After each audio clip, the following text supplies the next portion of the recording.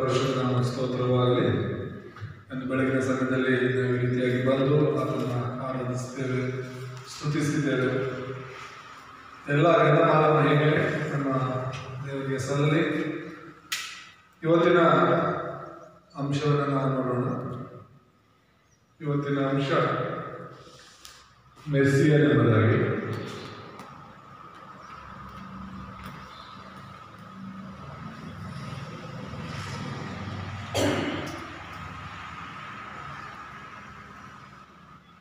ಮೆಸ್ಸಿಯ ಅಂದರೆ ಕ್ರಿಸ್ತನು ಅಂತ ನಾವು ನೋಡ್ತೇವೆ. ಕಳೆದ ವಾರ ನಾವು ನೋಡಿದ್ದು ಇಮ್ಮಾನುವೇಲ ಎಂಬುದಾಗಿ.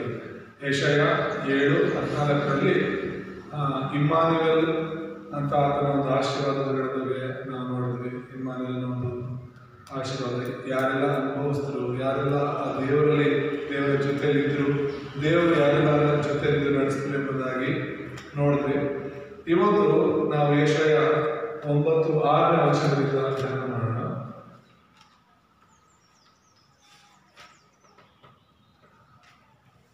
ಯೆಶಾಯ 9:6 ಪರೀಕ್ಷೆಯಲ್ಲಿ ನಾವು ನೋಡುವಾಗ 3 ವಿಷಯಗಳು. ಮೊದಲನೇದಾಗಿ ಈ ವಚನದಲ್ಲಿ ನಾವು ನೋಡುವಂಥದ್ದು ಒಂದು ಮಗು,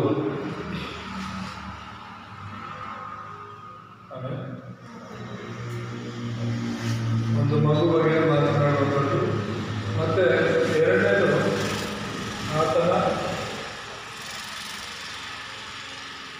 ಆಡಳಿತದ ಬಗ್ಗೆ ಮಾತನಾಡೋದು. ಮೂರನೇದು ಆ ಮಗು ಕ್ರಿಸ್ತನ್ ಎಂಬುದಾಗಿ ನೋಡ್ತೀವಿ. ಹಲ್ಲೆಲೂಯಾ. ಅಂದ್ರೆ ಈ ವಚನದ ಪ್ರಾರಂಭದಲ್ಲಿ ಹೇಳುತ್ತಿರುವುದು ಒಂದು ಮಗು ನಮಗಾಗಿ ಹುಟ್ಟಿದೆಯಷ್ಟೇ, ವರದ ಮಗನು ನಮಗೆ ದೊರೆತನು ಎಂಬುದಾಗಿ.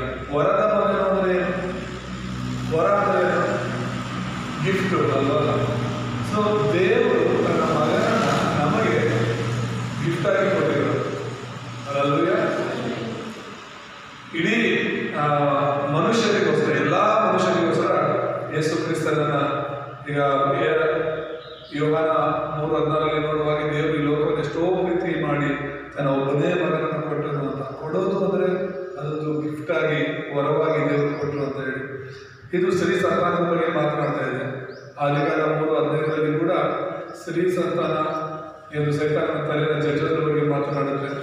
ಮತ್ತೆ ಕಳೆದ ವಾರ ನಾವು ನೋಡಿದ್ರು ಕೂಡ ಒಂದು ಕನ್ನಿಕೆಯು ಗರ್ಭಿಣಿಯಾಗಿ ಒಂದು ಮಗುವನ್ನು ಹಡೆಯೋಳು ಎಂಬುದಾಗಿ, ಅವನ ಹೆಸರು ಇಮ್ಮಾನುವೇಲ್ ಅಂತ ಹೇಳ್ತಾರೆ ಎಂಬುದಾಗಿ. ಸೊ ಇವೆಲ್ಲವೂ ಕೂಡ ಕ್ರಿಸ್ತನ ಬಗ್ಗೆ ಮಾತನಾಡ್ತಿರುವಂಥದ್ದು. ಇವತ್ತಿನ ಈ ಒಂದು ವಾಕ್ಯ ಭಾಗ ತುಂಬ ಮುಖ್ಯ. ಯಾಕೆ ಅಂತ ಹೇಳಿದ್ರೆ, ಯಾರೆಲ್ಲ ಯೇಸುವನ್ನ ದೇವರಲ್ಲ ಅಂತಿದ್ದಾರೋ ಅವರಿಗೆ ಈ ವಚನ ತುಂಬ ಮುಖ್ಯವಾದದ್ದು. ಅವರಿಗೆ ಹೇಳೋದಕ್ಕೆ ಈ ವಚನ ತುಂಬ ಮುಖ್ಯವಾದದ್ದು. ಈಗ ಮುಸ್ಲಿಮ್ಸ್ ಇದ್ದಾರಲ್ಲ, ಅವರೆಲ್ಲರೂ ಕೂಡ ಯೇಸುವನ್ನ ದೇವರಾಗಿ ಅಂಗೀಕರಿಸ್ಕೊಳ್ಳಲ್ಲ. ಯೇಸುವನ್ನು ಒಬ್ಬ ಪ್ರವಾದಿಯಾಗಿ ಮಾತ್ರನೇ ಅವ್ರು ನೋಡ್ತಾರೆ, ಒಂದು ಒಳ್ಳೆ ಪ್ರವಾದಿ ಅಂತ ನೋಡ್ತಾರೆ.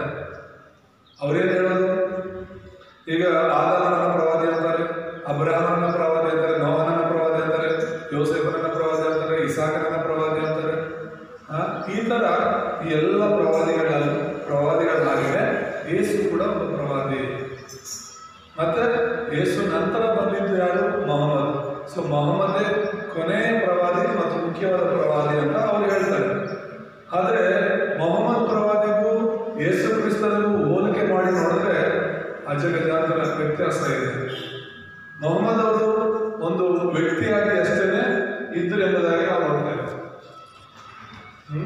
ಒಂದು ವ್ಯಕ್ತಿಯಾಗಿ ಮಾತ್ರ ಅವರು ಇದ್ದರು.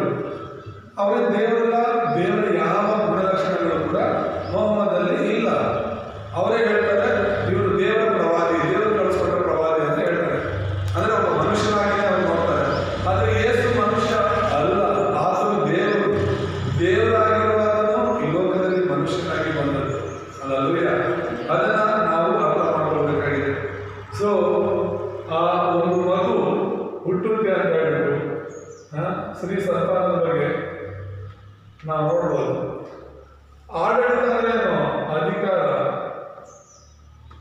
ಎಲ್ಲ ಅಧಿಕಾರ ಈ ಲೋಕದಲ್ಲಿರುವಂತಹ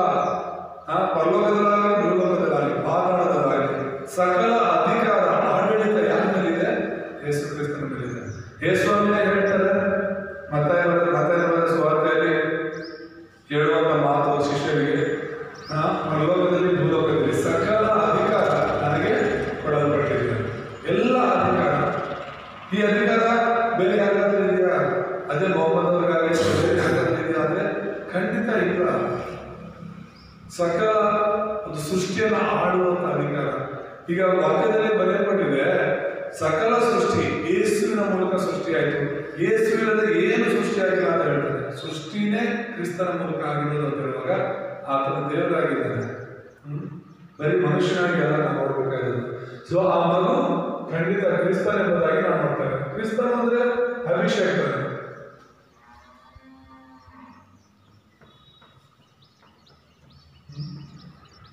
ಕ್ರಿಸ್ತನ್ ಅಂದ್ರೆ ಅಭಿಷೇಕ. ಸೊ ಮೆಸ್ಸಿ ಅಂದ್ರೆ ಇಬ್ರಿ ಭಾಷೆಯಲ್ಲಿ, ಹೀಬ್ರೂ ಭಾಷೆ, ಬೈಬಲ್ ಬರೆದಂತಹ ಹಳೆ ಒಡಂಬಡಿಕೆ ಬರೆದಂತಹ ಹೀಬ್ರೂ ಭಾಷೆಯಲ್ಲಿ ಮೆಸ್ಸಿ ಅಂತ ಹೇಳ್ತಾರೆ. ಹೊಸ ಒಡಂಬಡಿಕೆಯಲ್ಲಿ ಆತನನ್ನ ಕ್ರಿಸ್ತನ್ ಅಂತ ಹೇಳ್ತಾರೆ. ಕ್ರಿಸ್ತನ್ ಅಂತ ಹೇಳ್ತಾರೆ. ಸೊ ಮೆಸ್ಸಿ ಅಂದ್ರು ಕ್ರಿಸ್ತನ್ ಅಂದ್ರು ಒಂದೇನೆ. ಅದರ ಅರ್ಥ ಅನ್ನೋದು ಅಭಿಷೇಕ ಎಂಬುದಾಗಿ. ದೇವರು ತನ್ನ ಮಗನಾದ ಯೇಸು ಕ್ರಿಸ್ತನನ್ನ ಅಭಿಷೇಕಿಸಿ ಲೋಕಕ್ಕೆ ಕಳಿಸಿದ್ರು, ಒಂದು ಕೆಲಸದ ಮೇಲೆ ಕಳಿಸಿದ್ರು. ಆತನು ಮೊದಲಿನಲ್ಲೂ ಇದ್ದ ಅಭಿಷೇಕ. ಕ್ರಿಸ್ತನ ಅಂದ್ರೆ ಅಭಿಷೇಕ. ಯೋಚನೆ ಮಾಡಿ, ಈಗ ಒಬ್ಬನ ಅಭಿಷೇಕ ಮಾಡ್ತಿದ್ರೆ ಆತನು ಮೊದಲೇ ಇದ್ದ ಯೇಸುವನ್ನ ಅರಸನಾಗಿ, ರಾಜನಾಗಿ, ಪ್ರವಾದಿಯಾಗಿ ಆತನು ಈ ಒಂದು 3 ಕಾರ್ಯಗಳನ್ನ ಮಾಡಿ ಬರೋದಕ್ಕೆ, ಈ ಭೂಲೋಕದಲ್ಲಿ ಆ 3 ಕಾರ್ಯಗಳನ್ನ ನೆರವೇರಿಸಿ ಬರೋದಕ್ಕೆ ದೇವರು ತನ್ನ ಮಗನಾದ ಕ್ರಿಸ್ತನನ್ನ ಅಭಿಷೇಕ ಮಾಡಿ ಕಳಿಸಿರುವಂಥದ್ದು. ಅಭಿಷೇಕ ಮಾಡಿ ನೀನು ಹೋಗು ಅಂತ ಹೇಳುವಾಗ ಅದರ ಅರ್ಥ ಯೇಸು ಅದರ ಮುಂಚೆನೇ ಇದ್ದ ಎಂಬುದಾಗಿ. ಅಲ್ಲೂಯ, ಯೇಸುನ ಕಳಿಸ ಮುಂಚೆ ಯೇಸು ಇದ್ರು ಎಂಬುದಾಗಿ ನಾವು ನೋಡ್ತೇವೆ. ಅದಕ್ಕೆ ವರದ ಮಗನ ಕೊಟ್ಟಿದ್ದು. ಈಗ ಒಂದು ಮಗು ಅಂತಾನೂ ಇದೆ ಬೈಬಲಲ್ಲಿ, ಇದೇ ವಚನದಲ್ಲಿ ನಾವು ನೋಡಬಹುದು. ಆದ್ರೆ ಒಂದು ಮಗು ನಮಗಾಗಿ ಹುಟ್ಟಿದೆ ಅಷ್ಟೇ ಅಂತ ಓದಿದ್ರೆ, ಎರಡನೇ ಭಾಗ ಹೇಳುತ್ತೆ ವರದ ಮಗನು ನಮಗೆ ದೊರೆತ ಅಂತ ಇದೆ. ಈ 2 ಪದಗಳನ್ನ ನೋಡಿ, ಮಗು, ಮಗ. ಮಗು ಅಂತ ಯಾರು ಹೇಳ್ತೀವಿ? ಹೊಸದಾಗಿ ಆತ ಹುಟ್ಟುವಂತ ಮಗುಗೆ ಮಗು ಅಂತ ಹೇಳ್ತೀವಿ. ಆದ್ರೆ ಮಗ ಅಂತ ಹೇಳ್ತೀವಾ? ಈ ಹುಟ್ಟಿರೋ ಮಗುವಿಗೆ ಯಾರು ಮಗ ಅಂತ ಹೇಳ್ತೀರಾ? ಇಲ್ಲ. ಆ ಮಗ ಯಾರು? ದೊಡ್ಡವನಾಗಿ ಪ್ರಾಯಸ್ಥನಾಗಿರುವಂತವನಿಗೆ ಮಗ ಅಂತ ಹೇಳ್ತೀವಿ. ಅಂದ್ರೆ ಇದರ ಅರ್ಥ ಯೇಸು ಕ್ರಿಸ್ತನು ಹುಟ್ಟಿದ ಮೇಲೆ ಮಾತ್ರನೇ ಅಲ್ಲ, ಆತನ ಹುಟ್ಟೋದಕ್ಕೆ ಮುಂಚೆ, ಕನ್ಯಾ ಮರಿಯಳ ಗರ್ಭದಲ್ಲಿ ಹುಟ್ಟೋದಕ್ಕಿಂತ ಮುಂಚೆಯಿಂದಲೂ ಕೂಡ ಯೇಸು ಇದ್ದ ಎಂಬುದಾಗಿ ಅದು ತೋರಿಸುತ್ತೆ. ಅಲ್ಲೂಯ. ಮುಖ್ಯ ಸಂದೇಶದಲ್ಲಿ ನಾವು ನೋಡುವಾಗ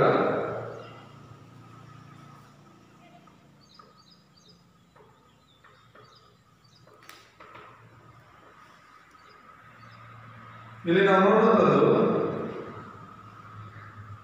ಆತನ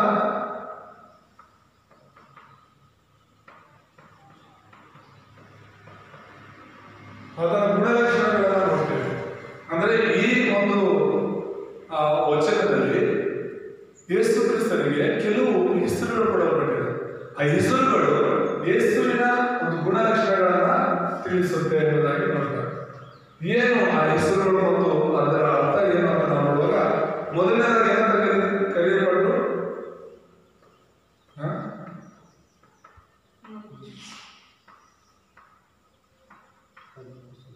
ಆತನ ಹೆಸರು ಏನಂತ ಇದೆ? ಅದ್ಭುತ ಸ್ವರೂಪನು ಅಂತ ಇದೆ. ಅಲ್ಲೂಯ. ಯೇಸು ಸ್ವಾಮಿ ಅದ್ಭುತ ಸ್ವರೂಪನು. ಆತನ ಮನುಷ್ಯನ ಮಾತ್ರ ಅಲ್ಲ, ಮನುಷ್ಯನಾಗಿ ಲೋಕದಲ್ಲಿ ಬಂದರು, ಆದರೆ ಮನುಷ್ಯನಿಗಿಂತ ಆತನಿಗೆ ಹೆಚ್ಚು ಎಂಬುದಾಗಿ ಈ ಒಂದು ಹೆಸರುಗಳು ತಿಳಿಸುತ್ತೆ. ಅದ್ಭುತ ಸ್ವರೂಪನು ಅಂದ್ರೆ ಆತನ ದೇವರ ಸ್ವರೂಪ. ದೇವರ ಸ್ವರೂಪ ಅಂದ್ರೆ ದೇವರ ಪ್ರತಿರೂಪ ಯೇಸು ಕ್ರಿಸ್ತನ ಎಂಬುದಾಗಿ ನಾವು. ಪ್ರತಿರೂಪ ಅಂದ್ರೆ ದೇವರು ಯೇಸು ಕ್ರಿಸ್ತನ ರೂಪದಲ್ಲಿ ಈ ಲೋಕದಲ್ಲಿ ಬಂದಿರುವುದಾಗಿ. ಈತನು ಮನುಷ್ಯ ಅಲ್ಲ, ಈತನ ಯಾರು? ದೇವರು. ಆಮೇಲೆ ಈತನು ದೇವರು ಎಂಬುದಾಗಿ ನೋಡ್ತಾರೆ. ಅದ್ಭುತ ಸ್ವರೂಪನು ಅಂತ ಮನುಷ್ಯನ ಯಾರು ಕರೆಯಕ್ಕಾಗಲ್ಲ, ದೇವರನ್ನ ಮಾತ್ರ ಕರೆಯಕ್ಕಾಗುತ್ತೆ. ಇಲ್ಲಿ ಈ ಮಗುವನ್ನು ಅದ್ಭುತ ಸ್ವರೂಪನು ಅಂತ ಕರೆಯಲ್ಪಡ್ತಾ ಇದೆ ಅಂದ್ರೆ ಆ ಮಗು ಮನುಷ್ಯ ಕುಮಾರನಲ್ಲ, ಆತನ ದೇವ ಕುಮಾರ. ಅಲ್ಲೂಯ. ಎರಡನೇದಾಗಿ ಎರಡನೇ ಹೆಸರು ನಾವು ನೋಡುವಾಗ ಅಲ್ಲಿ ಬರೆಯಲ್ಪಟ್ಟಿರುವಂತದ್ದೇನು? ಆಲೋಚನಾ ಕರ್ತ.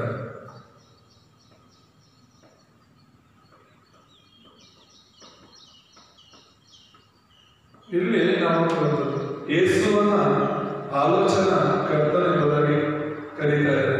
ಖಂಡಿತ ಯೇಸು ಸ್ವಾಮಿ ಜ್ಞಾನಿಯಾಗಿದ್ದಾನೆ. ಹಾಗಾಗಿನೇ ಯೇಸು ಸ್ವಾಮಿ ಸರ್ವಜ್ಞಾನಿ,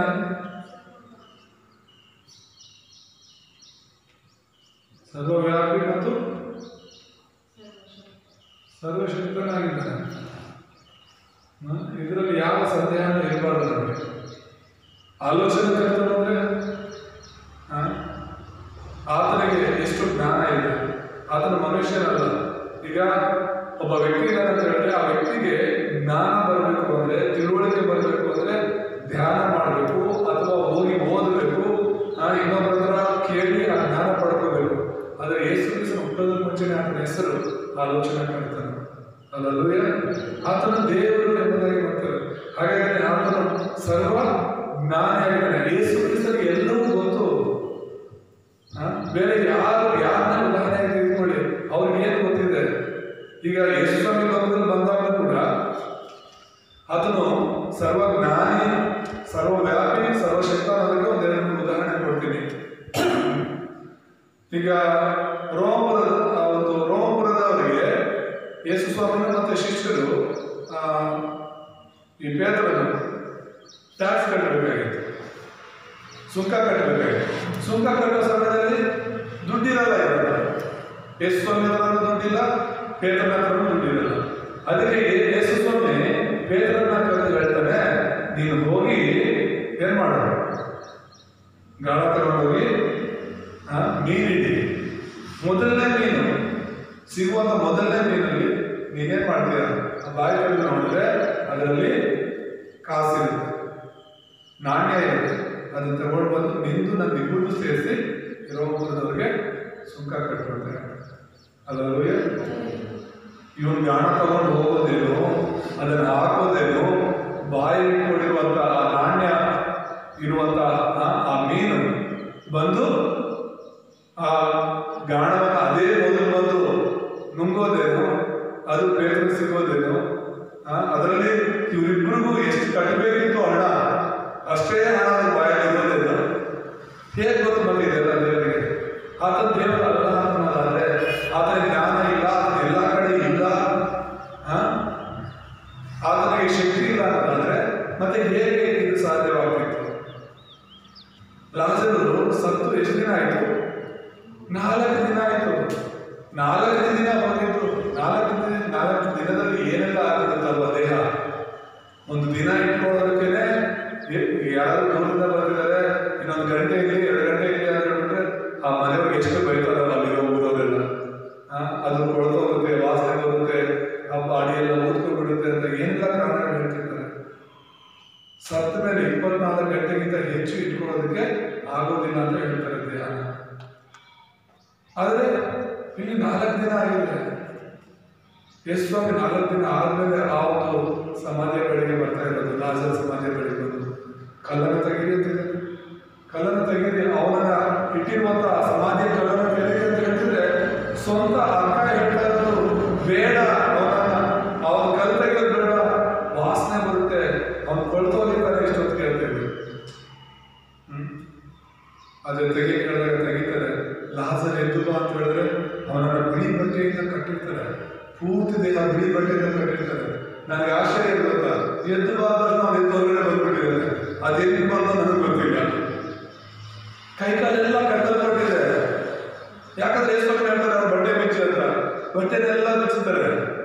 ಆದ್ರೆ ಅದು ಹೆಂಗೆ ಅಂತ ಅವ್ರು ಹೆಂಗೆ ಹೊರಗಡೆ ಬಂದ ದೇವರುಗಳಿಂದ ಸಾಧ್ಯ ಆಗ್ಲೇಬೇಕು. ಅಲ್ಲೂಯ್ಯ ಕರೆದಿರೋದು ಯಾರು? ದೇವರು. ಎದ್ದು ಹೊರಗಡೆ ನಿಂತವನೇ ಬಿಳಿ ಬಟ್ಟೆ ಕಟ್ಟು. ದೇವರ ಕಾರ್ಯಗಳು ನೋಡಿ, ಆತನ ಎಷ್ಟು ಸರ್ವಶಕ್ತ ಎಂಬುದಾಗಿ ಈ ತರದ ಕಾರ್ಯಗಳನ್ನು ಯಾರು ಮಾಡೋಕ್ಕಾಗುತ್ತೆ? ಇನ್ನೊಂದು ಕಡೆ ಆತನು ಸರ್ವಜ್ಞಾನಿ ಅನ್ನೋದಕ್ಕೆ ಒಂದು ಮಾತಾಡಿ, ಇದು ಸರ್ವಶಕ್ತನ ಬಗ್ಗೆ ಹೇಳಿದೆ. ಸರ್ವವ್ಯಾಪಿ ಬಗ್ಗೆ ಆ ಮೀನು ಉದಾಹರಣೆ ಹೇಳಿದೆ. ಈಗ ಸರ್ವವ್ಯಾಪಿ ಅನ್ನೋದಕ್ಕೆ ಯೇಸು ಸ್ವಾಮಿ ಒಂದು ಕಡೆ ಇರುವಾಗ ಫಿಲಿಪ್ಪನು ನತಾನಿಯೇಲ್ ಎಂಬವನನ್ನ ಕರ್ಕೊಂಡು ಬರ್ತಾನೆ ಯೇಸು ಸ್ವಾಮಿ ಹತ್ರ. ನತಾನಿಯೇಲ್ ಎಂಬ ಒಬ್ಬ ವ್ಯಕ್ತಿನ ಕರ್ಕೊಂಡು ಬಂದಾಗ ಇನ್ನು ದೂರದಲ್ಲಿ, ಸ್ವಲ್ಪ ದೂರದಲ್ಲಿ ಬರುವಾಗ ಯೇಸು ಸ್ವಾಮಿ ನತಾನಿಯೇಲ್ನ ನೋಡಿ ಹೇಳ್ತಾನೆ, ಇವ ನೋಡಿ ಇಲ್ಲಿ ನಿಜವಾದ ಇಸ್ರಾಯೇಲ್ ಬರ್ತಿದ್ದಾನೆ ಅಂತ ಹೇಳಿ. ನಿಜವಾದ ಇಸ್ರಾಯೇಲ್ ಅದನ್ನು ಕೇಳಿಸ್ಕೊಂಡು ನತಾನಿಯೇಲ್ ಬಂದು ಕೇಳ್ತಾನೆ, ನಿಮ್ಗೆ ಹೇಗೆ ಗೊತ್ತು ನಾನು ನಿಜವಾದ ಇಸ್ರಾಯೇಲ್ ಅಂತ ಹೇಳ್ಬಿಟ್ಟು? ಆಗ ಯೇಸು ಹೇಳ್ತಾರೆ, ನೀನು ಅವನು ಏನಾದ್ರು ಹತ್ತಿ ಮರದ ಕೆಳಗಡೆ ಕೂತಿರುವಾಗಲೇ ನಾನು ನಿನ್ನ ನೋಡಿದ್ದೆ ಅಂತ. ಯೇಸು ಇಲ್ಲಿದ್ದಾರೆ, ಅವನು ಎಲ್ಲೋ ಒಂದು ಹಳ್ಳಿಯಲ್ಲಿ ಹತ್ತಿ ಮರದ ಕೆಳಗಡೆ ಕೂತಿದ್ದಾರೆ. ಬರುವಾಗ ಫಿಲಿಪರು ಬಾರೋ, ಅಲ್ಲಿ ಸ್ವಾಮಿ ಇದ್ದಾರೆ, ಅವರೇ ಮೆಸ್ಸಿಯನ್ನು ಏನೋ ನೋಡುವ ಅಂತ ಹೇಳಿ ಕರ್ಕೊಂಡು ಬರ್ತಿರೋದು. ಯೇಸು ಆ ದಾರಿಯಲ್ಲಿ ಹೋಗೇ ಇಲ್ಲ, ಅವನಲ್ಲಿದ್ದಾನೆ ಅಂತ ಗೊತ್ತೇ ಇಲ್ಲ, ಅವನ ಬಗ್ಗೆ ಯಾರು ಹೇಳೂ ಇಲ್ಲ. ಫಸ್ಟ್ ಟೈಮ್ ನೋಡ್ತಾ ಇದ್ದಾರೆ, ಅವನ ಬಗ್ಗೆ ನೀನು ಅಲ್ಲಿ ಕೂತಿರುವಾಗಲೇ ನನಗೆ ಗೊತ್ತು ಅಂದ್ರೆ ಏನು? ಯೇಸು ಎಲ್ಲ ಕಡೆ ಇದೆ. ಅಲ್ಲೂಯ್ಯ, ಯೇಸು ಸರ್ವವ್ಯಾಪಿಯಾಗಿದ್ದಾರೆ ಎಂಬುದಾಗಿ ವಚನಗಳು ನಮಗೆ ಸ್ಪಷ್ಟವಾಗಿ ತಿಳಿಸುತ್ತೆ. ದೇವರ ನಾಮಸ್ತೋತ್ರ. ಸಮುದ್ರದ ಮೇಲೆ ನಡೀತಾನೆ, ಸರ್ವಶಕ್ತನಾಥ. ಅಲ್ಲೂಯ್ಯ, ದೇವರ ನಾಮಸ್ತೋತ್ರ. ಅದು ಹೇಳ್ತಾನೆ, ನನ್ನನ್ನು ಯಾರು ಸಾಯಿಸಲ್ಲ, ನನ್ನನ್ನು ಯಾರು ಸಾಯಿಸಲ್ಲ, ನನಗೆ ನಾನೇ ನನ್ನ ಪ್ರಾಣ ಕೊಡ್ತೇನೆ, ಅದನ್ನು ನಾನೇ ತಿರುಗಿ ಮಾಡ್ಕೊಳ್ತೇನೆ. ಅಲ್ಲೂಯ್ಯ, ಯಾರು ಸತ್ತು ಅವರೇ ಬದುಕಬೇಕಾಗುತ್ತೆ? ಯೋಚನೆ ಮಾಡಿ. ನೀವೇ ಸತ್ತು ನೀವೇ ಬದುಕಬೇಕಾಗುತ್ತೆ? ಇಲ್ಲ, ಯೇಸುವಿನಿಂದ ಮಾತ್ರ ಸಾಧ್ಯ. ಅಲ್ಲೂಯ್ಯ, ದೇವರ ನಾಮಸ್ತೋತ್ರ.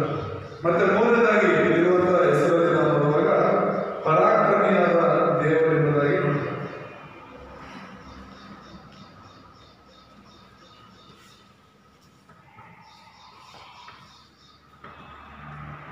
ಏನು ಯೇಸು ಹೆಸರು?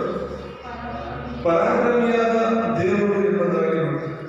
ಇಲ್ಲಿ ಸ್ಪಷ್ಟವಾಗಿ ಬರೆಯಲ್ಪಟ್ಟಿರೋದು ಪರಾಕ್ರಮಿಯಾದ ದೇವರು.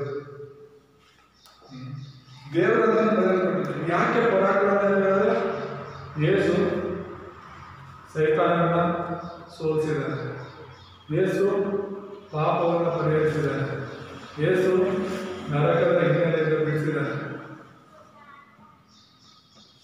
ಆಮೇಲೆ ಪರಾಕ್ರಮಿ, ಆದ್ದರಿಂದ ಆಗದಿರುವಂಥದ್ದು ಯಾವುದೇ ಇಲ್ಲ. ಯಾವ ವ್ಯಕ್ತಿ ಲೋಕದಲ್ಲಿ, ಈಗ ಮೊಹಮ್ಮದ್ ಬಗ್ಗೆ ಹೇಳ್ತಾ ಇದೆ, ಅಥವಾ ಬೇರೆ ಯಾವುದೇ ವ್ಯಕ್ತಿನ ತಗೊಳ್ಳಿ, ಯಾವ ವ್ಯಕ್ತಿ ಸೈತಾನ್ನ ಸೋಲ್ಸಕ್ಕಾಗಿದೆ? ಈಗ ಮೊಹಮ್ಮದ್ ಹೆಸರಲ್ಲಿ ದೆವ್ವಗಳ ಹೆಸರಲ್ಲಿ ಓಡೋದ್ರ? ಇಲ್ಲ. ಆದ್ರೆ ಯೇಸು ಹೆಸರಲ್ಲಿ ಓಡುತ್ತೆ, ಯೇಸು ಹೆಸರಲ್ಲಿ ದುರಾತ್ಮಗಳು ಓಡುತ್ತೆ, ಯೇಸು ಹೆಸರಲ್ಲಿ ಕತ್ತಲೆ ಶಕ್ತಿಗಳು ಮೊರೆಯಲ್ಪಡುತ್ತೆ. ಬೇರೆ ಯಾವ ಹೆಸರಲ್ಲಿ ಓಡುತ್ತೆ ಹೇಳಿ? ಯೇಸು ಹೆಸರಲ್ಲಿ ಪಾಪ ಕ್ಷಮಾಪಣೆ ಆಗುತ್ತೆ. ಅಲ್ಲೂಯ್ಯ, ಯೇಸುವೇ ಅಲ್ಲಿ ಕೂಡಿ ಬಂದಂತ ವ್ಯಕ್ತಿಗಳಿಗೆ ಅನೇಕ ಪಾಪಗಳನ್ನು ಕ್ಷಮಿಸಿರೋದನ್ನ ಬೈಬಲ್ ನಾವು ನೋಡ್ತೇವೆ. ನಿನ್ನ ಪಾಪವನ್ನು ಕ್ಷಮಿಸಿಬಿಟ್ಟು ಹೋಗುವಂತ ಅಲ್ಲಿ ಅಕ್ಕಪಕ್ಕ ಕೇಳಿಸ್ಕೊಂಡು ಇವನು ಯಾರು, ಇವನು ಹೇಗೆ ಪಾಪಗಳನ್ನ ಕ್ಷಮಿಸಕ್ಕಾಗುತ್ತೆ? ದೇವರು ಒಬ್ಬನೇ ನಾವು ಪಾಪ ಕ್ಷಮಿಸೋದು, ಅಲ್ಲ ಈ ಯೇಸು ಹೇಗೆ ಪಾಪ ಕ್ಷಮಿಸಕ್ಕಾಗುತ್ತೆ? ಆ ಯೇಸುವಿನ ದೇವರು ಅಂತ ಗೊತ್ತಿಲ್ಲ. ಅಲ್ಲೂಯ್ಯ, ಆ ಯೇಸುವಿನ ಪರಾಕ್ರಮಶಾಲಿಯಾದ ದೇವರು. ಪಾಪಗಳನ್ನ ಕ್ಷಮಿಸುವ ಶಕ್ತಿ ಯೇಸುವಿಗೆ ಇದೆ. ತನ್ನ ಪ್ರಾಣವನ್ನು ಪಾಪವನ್ನು ಪರಿಹಾರವನ್ನು ಮಾಡಿದ್ದಾರೆ ಎಂಬುದಾಗಿ. ಮತ್ತೆ ನರಕದ ಹಿನ್ನೆಲೆ, ನರಕಕ್ಕೆ ಹೋಗ್ತಿರುವಂತ ಪ್ರತಿಯೊಬ್ಬರನ್ನು ಕೂಡ ಯಾರೆಲ್ಲ ಯೇಸು ಕ್ರಿಸ್ತನ ನಂಬಿಕೆ ಇಡ್ತಾ ಇದ್ದಾರೋ ಅವರನ್ನ ನರಕದ ಹಿನ್ನೆಲೆಯಿಂದ ತಪ್ಪಿಸ್ತಾ ಇದ್ದಾರೆ. ನರಕದಿಂದ ಬಿಡಿಸಬೇಕು ಅಂದ್ರೆ ಕಡಿಮೆ ಶಕ್ತಿನ ಬೇಕು. ಅದಕ್ಕೆ ಆತನ ಪರಾಕ್ರಮಿಶಾಲಿ. ಅದಲ್ಲೂ ಆತನ ಕೈಲಿ ಆಗದೆ ಇರುವಂಥದ್ದು ಯಾವುದೂ ಇಲ್ಲ. ಕೇವಲ ಕ್ರಿಸ್ತನಿಂದ ಮಾತ್ರನೇ, ಕೇವಲ ಮೆಸ್ಸಿಯಿಂದ ಮಾತ್ರನೇ ಸೈತಾನ ಪಾಪ ನರಕದ ಸಮಸ್ಯೆಗಳು ಪರಿಹಾರ ಆಗುತ್ತೆ. ಈ ಲೋಕದಲ್ಲಿ ಯೇಸುನ ಯಾಕೆ ನಂಬಿದೆಯಾ ಅಂದ್ರೆ ಈ 3 ಕಾರಣ ಹೇಳಿದ್ರೆ ಸರ್. ಬೇರೆ ಎಲ್ಲ ಬಿಡಿ, ಸಾಕ್ಷಿಯಲ್ಲಿ ಏನೋ ಹೇಳ್ತಿರ್ತೀವಿ. ಈ 3 ಕಾರಣ ಯೇಸುನ ನಂಬಿಕೆ. ನನ್ನ ಜಾತಿ ಬಿಟ್ಟು, ನನ್ನ ಧರ್ಮ ಬಿಟ್ಟು, ನನ್ನ ದೇವರುಗಳನ್ನ ಎಲ್ಲ ಬಿಟ್ಟು, ನನ್ನ ಹಳೆ ನಂಬಿಕೆಗಳನ್ನ ಬಿಟ್ಟು ಇವತ್ತು ಯೇಸುನ ಯಾಕೆ ನಂಬ್ತಿದ್ದೀನಿ ಅಂದ್ರೆ, ಯೇಸು ನನ್ನನ್ನು ಸೈತಾನದಿಂದ ಬಿಡಿಸಿದ್ದಾರೆ, ಯೇಸು ನನ್ನ ಪಾಪದಿಂದ ಬಿಡಿಸಿದ್ದಾರೆ, ಯೇಸು ನನ್ನ ನರಕದಿಂದ ಬಿಡಿಸಿದ್ದಾರೆ. ಯಾರು ಸೈತಾನ? ಏನು ಪಾಪ, ಏನು ನರಕ ಅಂತ ಕೇಳುವಾಗ ನೀವು ಅದನ್ನು ಅನುಭವವಾಗಿ ಹೇಳ್ಬೋದು. ಅಲ್ಲೂಯ್ಯ, ದೇವರು ನಮ್ಮ ಸ್ತೋತ್ರವಾಗಲಿ. ಮತ್ತೆ 4ನೇ ಹೆಸರನ್ನು ನಾವು ನೋಡುವಾಗ ಏನಂತ ಇದೆ?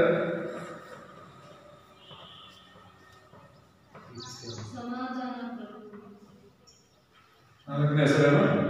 ನಿತ್ಯನಾದ ತಂದೆ ಎಂಬುದಾಗಿ ನಾವು ನೋಡ್ತೇವೆ. ಅಲ್ಲೂಯ್ಯ, ಅಲ್ಲೂಯ್ಯ, ನಿತ್ಯನಾದ ತಂದೆ ಅಂದ್ರೇನು? ಈಗ ಬೈಬಲಲ್ಲಿದೆ, ನಾನು ನನ್ನ ತಂದೆ ಒಂದೇ ಅಂತ ಹೇಳ್ತಿದ್ದಾರೆ. ತಂದೆಗೆ ಎಷ್ಟು ಪ್ರಾರ್ಥನೆ ಮಾಡೋದನ್ನ ನೀವು ನೋಡ್ತಾ ಇದ್ದೀರಾ?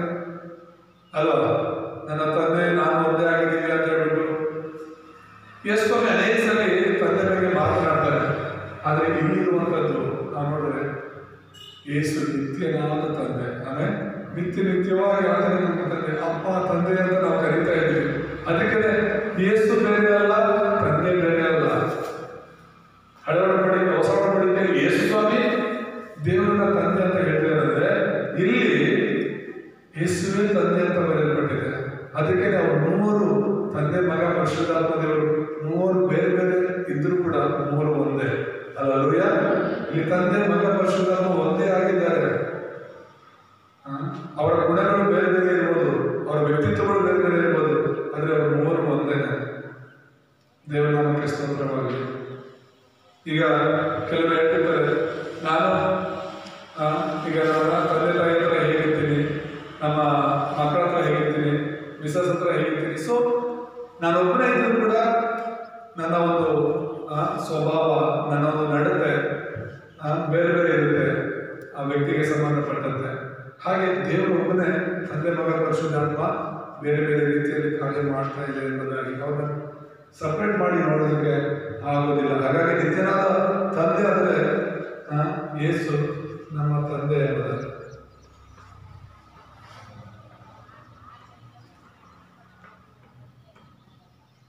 ಬೇರೆ ಯಾರಿಗೆ ನಾವು ಯೋಚನೆ ಮಾಡೋಕ್ಕಾಗುತ್ತೆ ನಮ್ಮ ತಂದೆ ಅಂತ ಹೇಳಿ. ತಂದೆಯಾಗಿರೋದು ಏನು ಮಾಡ್ತಾನೆ? ಒದಗಿಸುತ್ತಾನೆ. ಆಮೇಲೆ ತಂದೆ ಕೆಲಸ ಒದಗಿಸೋದು. ನಮ್ಮ ಜೀವನದಲ್ಲಿ ಬೇಕಾಗಿರೋದಿಲ್ಲ. ಕೇಳ್ಕೊಳ್ಳಿ, ನೀವು ನನ್ನ ಹೆಸರು ಏನು ಕೇಳ್ಕೊಳ್ಳಿಲ್ಲ, ಕೇಳ್ಕೊಳ್ಳಿ ಅಂತ ಯಾರು ಹೇಳಕ್ಕಾಗುತ್ತೆ? ತಂದೆ ಮಾತ್ರ ಹೇಳಕ್ಕಾಗುತ್ತೆ. ಈಗ ನನ್ನ ಮಕ್ಕಳಿದ್ದಾರೆ ಅಂತ ಹೇಳಿದ್ರೆ ಅವ್ರಿಗೆ ನಿಮ್ಗೆ ಯಾರು ಬೇರೆ ನಾನು ಕೇಳೋದು ಅಂತ ತಂದೆ ಮಾತ್ರ ಹೇಳಕ್ಕಾಗುತ್ತೆ ತನ್ನ ಮಕ್ಕಳಿಗೆ. ಯೇಸುಸ್ವಾಮಿ ಹೇಳಿದೆ, ನಿಗಿದು ನನ್ನ ಹೆಸರು ಏನು ಕೇಳ್ಕೊಂಡಿಲ್ಲ, ನನ್ನ ಹೆಸರು ಕೇಳ್ಕೊಳ್ರಿ, ನಾನು ನಿಮ್ಗೆ ಕೊಡುವ ಶಕ್ತಿ, ಒದಗಿಸುವ ಶಕ್ತಿ ಇರುವಂಥದ್ದು ತಂದೆಗೆ, ಯೇಸು ಕ್ರಿಸ್ತನಿಗೆ ಇದೆ ಎಂಬುದಾಗಿ. ಮತ್ತೆ ತಂದೆಯ ಜವಾಬ್ದಾರಿ ಇನ್ನೊಂದು ಏನು ಅಂತ ಹೇಳಿದ್ರೆ ಸಂರಕ್ಷಣೆ. ಆಮೇಲೆ ಯೇಸು ತಂದೆಯಾಗಿ ನಿನ್ನನ್ನು ನನ್ನನ್ನು ಸಂರಕ್ಷಣೆ ಮಾಡ್ತಾ ಇದ್ದಾನೆ, ರಕ್ಷಣೆ ಮಾಡ್ತಾ ಇದ್ದಾನೆ. ಆದರೂ ನಮ್ಮ ತಂದೆ, ಅದಕ್ಕೆ ನಾವು ಎಷ್ಟೇ ಸರಿ ಇದ್ರು ನಮ್ಮ ಪರಿಸ್ಥಿತಿಗಳು ಎಂಥದೇ ಇದ್ರು ಕೂಡ ಅದನ್ನು ನಮ್ಮನ್ನು ಪ್ರೀತಿಸಿ ತಂದುಕೊಂಡು ನಮ್ಮನ್ನು ಸರಿಯಾದ ಮಾರ್ಗದಲ್ಲಿ ನಡೆಸ್ತಾ ಇದ್ದಾರೆ. ಅಲ್ಲೂಯ, ಈಗ ನಮ್ಮ ಮಕ್ಕಳಿದ್ದಾರೆ, ಎಷ್ಟು ಸರಿ ಅವ್ರು ತಪ್ಪು ಮಾಡ್ತಿರ್ತಾರೆ. ನಾವು ಏನು ಬೇಡ ಅಂತ ಹೇಳೋದನ್ನು ಮಾಡ್ತಾ ಇರ್ತಾರೆ. ಪದೇ ಪದೇ ಅವ್ರು ಏನು ಮಾಡ್ತಿರ್ತಾರೆ?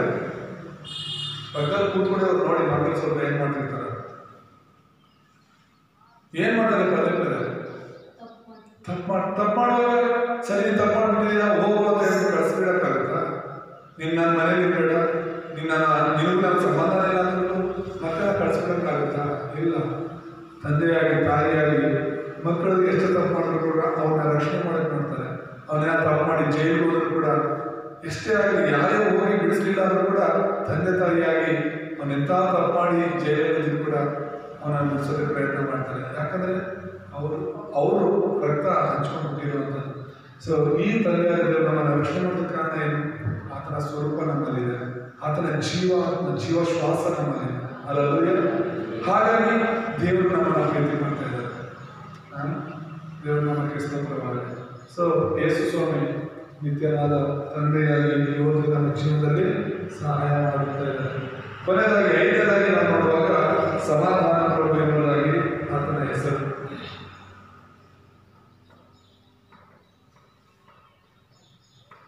ಆಮೇಲೆ ಸಮಾಧಾನ ಪ್ರಭು ಎಂಬುದಾಗಿ ಬರೆಯಲ್ಪಟ್ಟಿದೆ. ಏನು ಸಮಾಧಾನ? ಯೇಸು ಸ್ವಾಮಿಗೆ ಯಾಕೆ ಹೆಸರು ಕೊಡಲ್ಪಟ್ಟಿದೆ ಅಂದ್ರೆ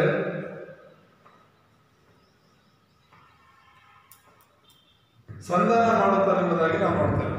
ಆಮೇಲೆ ಸಂಧಾನ ಮಾಡೋದಂದ್ರೆ ಏನು? ಸಂಧಾನ ಮಾಡೋದಂದ್ರೆ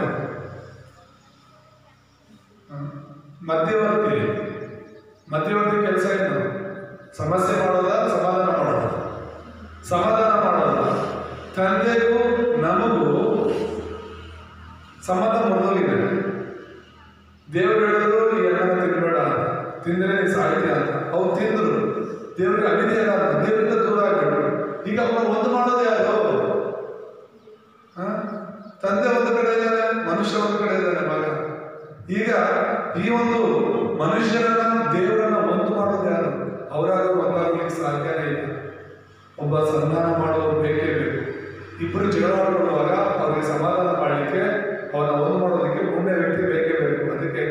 ಯೇಸು ಕ್ರಿಸ್ತನು ಮಧ್ಯವರ್ತಿಯಾಗಿ ಬಂದ. ಹಲ್ಲೆಲೂಯಾ. ಆತನ ಮಧ್ಯವರ್ತಿಯಾಗಿ ಬಂದ, ಅದನ್ನೇ ಆತ ನಮ್ಮನ್ನು ಸಂಧಾನ ಮಾಡಿದ. ಯಾವ ರೀತಿ ಸಂಧಾನ ಮಾಡ? ಸರಿ, ಪಾಪ ಕೊಡುವ ಸಂಬಳ ಮರಣ ಅಂತ ತಂದೆಯಾದ ದೇವರು ಹೇಳಿದ್ದಾನೆ. ಪಾಪ ಕೊಡುವ ಸಂಬಳ ಮರಣ. ಈಗ ಇವನ್ನ ಸಾಯಿಸಕ್ಕಾಗಲ್ಲ. ಈ ಮನುಷ್ಯನಿಗಾಗಿ, ಇವನಿಗಾಗಿ ನಾನು ಸಾಯ್ತೀನಿ ಅಂತ. ಇವನು ಕೊಡೋ ಶಿಕ್ಷೆ ಏನೇ ಇರಲಿ, ಆ ಶಿಕ್ಷೆನ ನಾನು ಅನುಭವಿಸ್ತೇನೆ. ಇವನನ್ನು ನೀನು ಸ್ವೀಕಾರ ಮಾಡ್ತಂದೆ ಅಂತ ಹೇಳಿ ಅದಲ್ಲವೇ ಸಂಧಾನ ಮಾಡೋದು. ಈಗ ಪೌಲ ಹೇಳ್ತಾನೆ, ನಾನು ಸರಿ ಹೇಳಿದ್ದೇನೆ ಮುಂಜಾನೆ ಪ್ರಾರ್ಥನೆಯಲ್ಲಿ, ಆ ಒನೆಸಿಮ ಫಿಲೆಮೋನನ್ನ ಬಿಟ್ಬಿಟ್ಟು ಫಿಲೆಮೋನ ಮನೆಯಿಂದ ಸ್ವಲ್ಪ ಹಣ ಕದ್ಕೊಂಡು ಓಡೋಗಿರ್ತಾರೆ. ಆ ಫಿಲೆಮೋನ ಮನೆಯಲ್ಲಿ ಮನೆ ಕೆಲಸ ಮಾಡ್ತಿದ್ದಂತಹ ವ್ಯಕ್ತಿ ಒಂದು ಸೇವಕನಾಗಿದ್ದ, ಗುಲಾಮನಾಗಿ ಫಿಲೆಮೋನನ ಮನೆಯಲ್ಲಿ. ಯಾರು? ಒನೆಸಿಮ. ಆದರೆ ಒಂದೊಂದು ದಿನ ಸ್ವಲ್ಪ ದುಡ್ಡು ಕದ್ಕೊಂಡು ಅವನ ಮನೆ ಬಿಟ್ಟು ಓಡೋಗಿರ್ತಾರೆ. ಓಡೋಗಿ ಕೊನೆಗೆ ಅಲ್ಲಿ ಹೋಗಿ ಆ ಪೌಲ ಸಭೆಯಲ್ಲಿ ಏನೋ ಸೆರೆಮನೆಯಲ್ಲಿ ಇದ್ದಾನೆ ಅಂತ ತಿಳ್ಕೊಂಡು ಸೆರೆಮನೆಗೆ ಹೋಗಿ ಅಲ್ಲಿ ಭೇಟಿ ಆಗ್ತಾರೆ. ಯಾಕಂದ್ರೆ ಈ ಫಿಲೆಮೋನನ ಮನೆಗೆ ಪ್ರಾರ್ಥನೆಗಾಗಿ ಪೌಲ ಅವಾಗ ಹೋಗ್ತಾ ಇದ್ದಾಗ ಈ ಒನೆಸಿಮನ ಕೂಡ ನೋಡಿದ ಪರಿಚಯ ಇದೆ. ಆದ್ರೆ ಇವನು ರಕ್ಷಣೆ ಹೊಂದಿರಲಿಲ್ಲ. ಇನ್ನು ಅದಾದ್ಮೇಲೆ ಏನಾಗುತ್ತೆ, ಆ ಜೈಲಲ್ಲಿ ಹೋಗಿ ಅಲ್ಲಿ ಅವನು ಸುವಾರ್ತೆನ ಕೇಳ್ತಾನೆ. ಹಲ್ಲೆಲೂಯಾ. ದೇವರು ಒಬ್ಬ ವ್ಯಕ್ತಿನ ಸಿದ್ಧ ಮಾಡಿದ್ದಾನೆ ಅಂದ್ರೆ ನಾವೇ ಅವನ್ನ ಉಳ್ಕೊಂಡು ಹೋಗ್ಬೇಕು ಅಂತ ಏನಿಲ್ಲ. ದೇವರು ಅವರನ್ನೇ ಉಳ್ಕೊಂಡು ಬರೋ ಥರ ಮಾಡ್ತಾನೆ. ಆಮೇಲೆ ಅವನ ಹುಡ್ಕೊಂಡು ಹೋಗಿ ಆ ಪೌಲನ ಸಂಗಡ ಮಾತನಾಡಿದ, ಸುವಾರ್ತೆನ ಕೇಳಿ ರಕ್ಷಣೆ ಅಂತ. ಅದಕ್ಕೆ ಪೌಲ ಹೇಳ್ತಾನೆ, ಇವನನ್ನ ನಾನು ಜೈಲಲ್ಲಿ ಪಡೆದಿದ್ದೇನೆ ಅಂದ್ರೆ ಎತ್ತಿದ್ದೇನೆ, ಆತ್ಮಿಕವಾಗಿ ನಾನು ಇವನಿಗೆ ಜನ್ಮ ಕೊಟ್ಟಿದ್ದೇನೆ. ಎಲ್ಲಿ? ಸೆರೆಮನೆ. ಅವನ ಕೈಲಿ ಒಂದು ಪತ್ರ ಬರೆಸಿ ಕೊಟ್ಟು ಕಳಿಸ್ತಾನೆ. ಇವನು ನಿನಗೇನಾದ್ರೂ ಬಾಕಿ ಕೊಡೋದಿದ್ರೆ, ಹಣ ಕತ್ಕೊಳ್ಳೋದಿಲ್ಲ, ಅದು ಕೊಡೋದೇನಾದ್ರೆ ನಾನು ಅದನ್ನು ಕೊಡ್ತೇನೆ, ಇವನನ್ನು ನಿಮ್ಮ ಮತ್ತೆ ಸೇರಿಸ್ಕೊ. ಹಲ್ಲೆಲೂಯಾ. ಅಂದರೆ ಆತ್ಮಿಕ ತಂದೆಯಾಗಿ ಪೌಲ ಏನ್ ಮಾಡ್ತಾ ಇದ್ದಾನೆ, ಒನೆಸಿಮನಿಗಾಗಿ ಅವ್ರು ಕಟ್ಟಬೇಕಾದ ಸಾಲನ ಇವನು ಹೊತ್ಕೊಳ್ತಾ ಇದ್ದಾರೆ. ಯಾಕಿದಾನೆ ಹೇಳ್ತೀನಿ ಅಂದ್ರೆ ಅರ್ಥ ಮಾಡ್ಕೊಳ್ಬೇಕಾಗಿತ್ತು. ಈಗ ಫಿಲೆಮೋನ ಮತ್ತೆ ಒನೆಸಿಮ ಇಬ್ರು ಇವ್ರಿಗೆ ದುಡ್ಡು ಕತ್ಕೊಂಡು ಹೋಗೋದ್ರಿಂದ ಇಬ್ಬರಿಗೂ ಸಮಸ್ಯೆ, ಕೋಪ. ಇವನು ಭಯ ಇದೆ ಒನೆಸಿಮನಿಗೆ, ಫಿಲೆಮೋನಿಗೆ ಕೋಪ ಇದೆ. ಇವರಿಬ್ರು ಒಂದಾಗುವ ಪರಿಸ್ಥಿತಿ ಅಂತೂ ಇಲ್ಲವೇ ಇಲ್ಲ. ಹಾಗಾಗಿ ಮೂರನೇ ವ್ಯಕ್ತಿ ಅವಶ್ಯಕತೆ ಇತ್ತು. ಪೌಲ ಯಾವಾಗ ಪತ್ರವನ್ನು ಕಳಿಸ್ಕೊಟ್ರು ಅವಾಗ ಬೇರೆ ಮಾತನಾಡದೆ ಒನೆಸಿಮನ ಸೇರಿಸ್ಕೊಂಡ. ಅದೇ ಒನೆಸಿಮ ಅಲ್ಲಿ ಸೇವಕನಾಗಿ ಮಾರ್ಪಟ್ಟು ಫಿಲೆಮೋನನ ಮನೆಯಲ್ಲಿ ಕೂಡಿ ಬರ್ತಾ ಇದ್ದ ಸಭೆನ ನಡೆಸುವನಾಗ್ತಾನೆ. ಒಬ್ಬ ಕಳ್ಳ ಬದಲಾವಣೆಯಾಗಿ ಕ್ರಿಸ್ತನ ಸಭೆಯನ್ನು ನಡೆಸುವಂತಹ ಸೇವಕನಾಗಿ ಮಾತಾಡ್ತಾನೆ. ಹಲ್ಲೆಲೂಯಾ. ಹಲ್ಲೆಲೂಯಾ. ಅದೇ ರೀತಿಯಲ್ಲಿ ಇಲ್ಲಿ ನಾವು ನೀವು ಕಳ್ಳರ ಪಾಪಿಗಳಾಗಿ ದೇವರು ವೈರಿಗಳಾಗಿದ್ದೀವಿ, ದೇವರ ವಿರೋಧಿಗಳಾಗಿದ್ದೀವಿ. ಯೇಸು ಕ್ರಿಸ್ತನ ಲೋಕದಲ್ಲಿ ಬಂದು ನಮ್ಮನ್ನು ಪ್ರೀತಿಸಿ ತಂದೆಯನ್ನು ಮತ್ತೆ ನಮ್ಮನ್ನು ಒಂದು ಮಾಡಿದ್ದಾನೆ. ಹಲ್ಲೆಲೂಯಾ. ಆ ಸಿಲುಬೆಯಿಂದ ಒಂದು ಮಾಡಿದ್ದಾನೆ. ಅದಕ್ಕೆ ಆತನ ಎರಡು ಕೈಗಳು ಚಾಚಿ ಈಗ ರಕ್ಷಣೆ ಮಾಡಿದ್ರೆ ಒಂದು ಕಡೆ ಜೀವ, ಇನ್ನೊಂದು ಕಡೆ ಮರಣ ಆಗಿದೆ. ಆಮೇಲೆ ಆ ರಕ್ಷಣೆ ಮಾಡೋದ್ರಲ್ಲಿ ನೀವು ಆ ಸಿಲುಬೆ ಮೇಲೆ ನೋಡೋದು. ಸೊ ಮರಣದಿಂದ ಪಾರಾಗಿ ಜೀವಕ್ಕೆ ಸೇರಲು ಕ್ರಿಸ್ತನ ಮೂಲಕ ಮಾತ್ರ ಸಾಧ್ಯ. ನಾವು ಮರಣದಿಂದ ಪಾರಾಗಿ ಜೀವಕ್ಕೆ ಸೇರಬೇಕು ಅಂದರೆ ಯೇಸುನೇ ಮಧ್ಯವರ್ತಿ, ಯೇಸುನೇ ಆ ಬ್ರಿಡ್ಜ್ ಈ ಕಡೆ ದಾರಿಯಿಂದ ದಾಟಕ್ಕೆ. ಆಮೇಲೆ ಬೇರೆ ಯಾವ ದಾರಿನೂ ಇಲ್ಲ, ಒಂದೇ ಒಂದು ದಾರಿ, ಅದು ಕ್ರಿಸ್ತನ. ಹಾಗಾಗಿ ಆತನನ್ನು ಸಮಾಧಾನ ಪ್ರಭು ಅಂತ ಕರೀತೀವಿ. ಅರ್ಥ ಆಯ್ತಾ? ಸಮಾಧಾನ ಪಡಿಸೋದಂದ್ರೆ ಈಗ ನನಗೆ ಒಬ್ಬ ವ್ಯಕ್ತಿ ಮೇಲೆ ಕೋಪ ಇದೆ ಅಂದ್ರೆ ಅವ್ರನ್ನ ನೋಡಿದ್ರೆ ನನಗೆ ಆಗಲ್ಲ. ಒಂದು ವೇಳೆ ನಾನು ಈಗ ಜೋಶ ಇದ್ದೇನೆ, ತುಂಬಾ ನಾನು ಪ್ರೀತಿ ಮಾಡ್ತೀನಿ ಅನ್ಕೊಳ್ಳಿ, ಆದರೆ ಯಾವಾಗ ನನಗೆ ಇಷ್ಟ ಇರೋ ಕೆಲಸ ಅವ್ರು ಮಾಡ್ತಾನೋ, ಎಷ್ಟು ಅವ್ರ ಮೇಲೆ ಪ್ರೀತಿ ಇರುತ್ತೋ ಅಷ್ಟೂ ಪ್ರೀತಿ ಕೋಪವಾಗಿ ಮಾರ್ಪಡುತ್ತೆ, ಅಷ್ಟೂ ಪ್ರೀತಿ ದ್ವೇಷವಾಗಿ ಮಾರ್ಪಡುತ್ತೆ. ಕಂಡ್ರೆ ನೋಡಿದಾಗ ಒಂದು ಟೈಮಲ್ಲಿ ಅವನ್ನ ಬಿಟ್ಟಿದಾಗ ಆಗಿರುವ ನಾನು ಇವಾಗ ಅವ್ರ ಹತ್ರ ಬಂದ್ರೆ ಆಗಲ್ಲ, ಅವ್ರ ಮುಖ ನೋಡದೆ ಆಗಿರೋಷ್ಟು ಕೋಪ ಇರುತ್ತೆ. ಆ ಕೋಪ ತಣ್ಣಗಾಗಬೇಕು. ಆ ಕೋಪ ಹೋಗಿ ಮತ್ತೆ ಅವನ ಮೇಲಿದ್ದಂತ ಆ ಪ್ರೀತಿ ಹುಟ್ಟಬೇಕು ಅಂತ ಹೇಳಿದ್ರೆ ಖಂಡಿತ ಒಬ್ಬ ವ್ಯಕ್ತಿ ಸಮಾಧಾನ ಪಡಿಸಿದ್ದಾನೆ. ಹಲ್ಲೆಲೂಯಾ. ಅರ್ಥ ಆಗಿದೆ ಹೇಳ್ತಾರೆ. ಅದೇ ರೀತಿ ದೇವರು ನಮ್ಮ ಮೇಲೆ ಕೋಪ ಮಾಡ್ಕೊಂಡಿದ್ದ, ಪಾಪಿಗಳಾದ ನಮ್ಮ ಮೇಲೆ ಕೋಪ ಇದೆ. ಆ ಕೋಪವನ್ನ ಯೇಸು ಸಮಾಧಾನ ಮಾಡಿ ಕೋಪವನ್ನ ಕಡಿಮೆ ಮಾಡಿದ್ರೆ ಹೇಗೆ? ಒಬ್ಬ ವ್ಯಕ್ತಿ ತಪ್ಪು ಮಾಡಿದಾಗ ಎಷ್ಟು ಶಿಕ್ಷೆ ಕೊಟ್ಟು ಆ ವ್ಯಕ್ತಿಗೆ ಕೋಪ ಬರುತ್ತಲ್ಲ, ಕೋಪವನ್ನು ಹೊಡೆದ್ಬಿಡ್ತೀವಿ ನಾವು. ಒಂದು ಎರಡು ಡೇಟ್ ಹೊಡೆದ್ಬಿಟ್ಟು ಆ ಸ್ವಲ್ಪ ಸಮಾಧಾನ ಆಗುತ್ತೆ. ನಮ್ಮ ಕೋಪ ಹೌದಲ್ಲ, ಕೋಪದಲ್ಲಿ ಹೊಡೆದ್ಬಿಟ್ಟು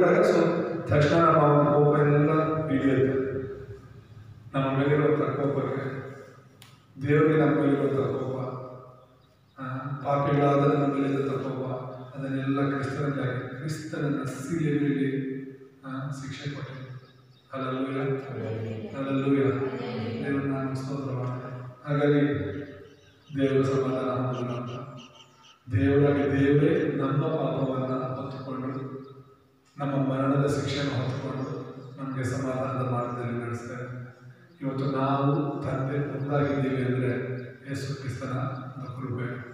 ಕೃಪೆ ಅಂದರೆ ಅದಕ್ಕೆ ದೇವರ ಕೃಪೆ. ಯೇಸು ಕೃಪೆ ಸುಮ್ಮನೆ ಹೇಳೋದಲ್ಲ, ನಾನು ಸಾಯೋ ಜಾಗದಲ್ಲಿ ಯೇಸು ಸತ್ತಿರೋದು, ಅದು ನನ್ನ ಕೃಪೆ.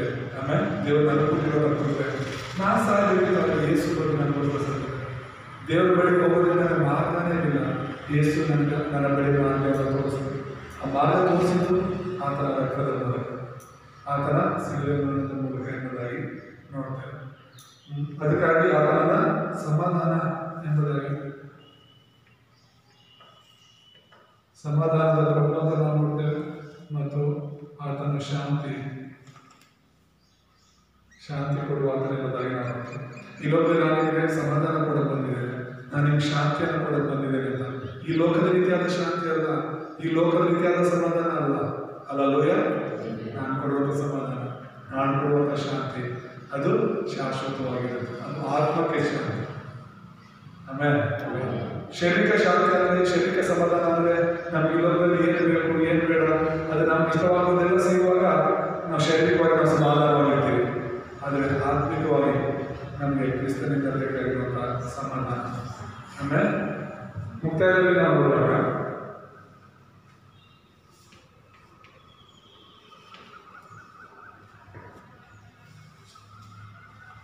ಯೇಸುವೇ ಕ್ರಿಸ್ತನೆಂಬುದಾಗಿ ನೋಡ್ತೇವೆ.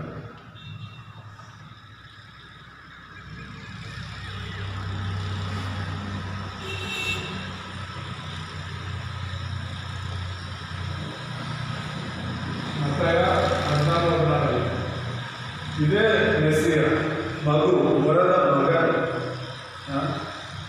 ಮಗನು ನಮಗಾಗಿ ಹುಟ್ಟಿದ ಎಷ್ಟೇ ಏನು ಹೇಳಲ್ಪಟ್ಟಿದೆ ಅದೇ ಇದು.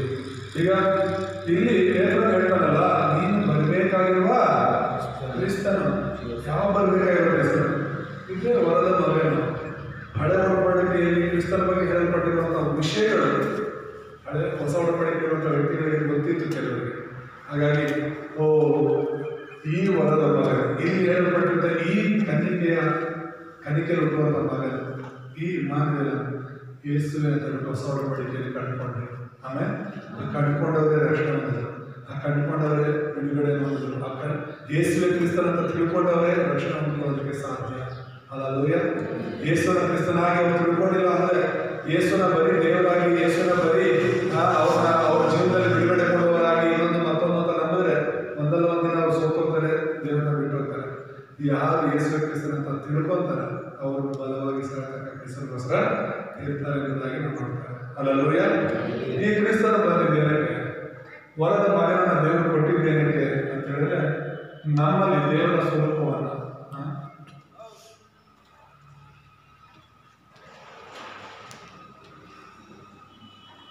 ದೇವರ ಸ್ವರೂಪವನ್ನು ಮತ್ತು ಜೀವ ಶ್ವಾಸ ಮತ್ತು ಮೂಲ್ಯದಲ್ಲಿ ಆಶೀರ್ವಾದ,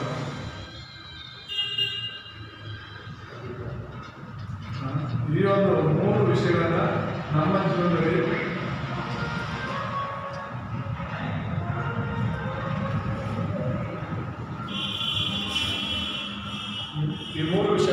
ಕ್ರಿಸ್ತನು ನಮ್ಮ ಜೀವನದಲ್ಲಿ ಪುನಃಸ್ಥಾಪಿಸೋದಕ್ಕೆ ಬಂದರು. ಯೇಸು ಕ್ರಿಸ್ತನ ಲೋಕದಲ್ಲಿ ಬಂದಿದ್ದೇನೆ, ಯೇಸುವೇ ಕ್ರಿಸ್ತನಾಗಿ ಲೋಕದಲ್ಲಿ ಬಂದಿದ್ದೇನೆ ಯಾಕಂದರೆ ಮೂಲ ಮನುಷ್ಯನಿದ್ದಂಥ ದೇವರ ಸ್ವರೂಪ, ಮೂಲ ಮನುಷ್ಯನಿದ್ದಂಥ ದೇವರ ಜೀವಶ್ವಾಸ ಅಂದರೆ ನಿತ್ಯ ಜೀವ. ಮತ್ತು ಈ ಲೋಕವನ್ನು ಆಳ್ವಿಕೆ ಮಾಡೋದಕ್ಕೆ ಸೈತಾನನ ಮೇಲೆ ಅಧಿಕಾರ ಯೇಸು ಕ್ರಿಸ್ತನ ಮೂಲಕ ಕೊಡಲ್ಪಟ್ಟಿದೆ. ಈ ಲೋಕವನ್ನೆಲ್ಲ ನಾವು ಅಧಿಕಾರ ನಡೆಸಬೇಕು, ಈ ಲೋಕದಲ್ಲಿ ಆಳ್ವಿಕೆ ಮಾಡಬೇಕು. ಆದರೆ ಆ ಅಧಿಕಾರವನ್ನು ಯಾರು ಕಿತ್ಕೊಂಡಿದ್ರು? ಸೈತಾನಕ್ಕೆ.